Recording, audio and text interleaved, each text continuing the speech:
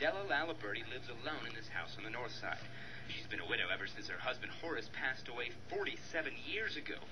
Imagine her surprise then when in her mailbox she found this voter registration form addressed to Horace and partially filled out.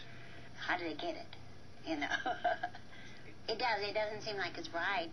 It just seems like they should be off the records as for living at this address by now. And that's not all. Right next to her husband's form was one for her grandson, John, who's been a registered voter in Nassau County for years. The Duval County Supervisor of Elections office says this form didn't come from them, and here's how you can tell. See that return address? That says Tallahassee. The office in town says if it came from them, it'd have their address in downtown Jacksonville. Instead, it's from a group called the U.S. Action Education Fund, which claims to be a nonprofit, nonpartisan group. When we tried to reach the organization, our calls and emails were not returned.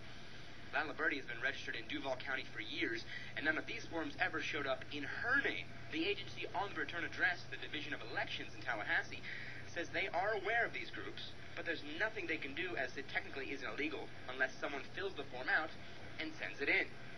Laliberti is worried the forms could lead to serious voting fraud. Especially after the 8 years ago, when Florida had to recount and redo all of that.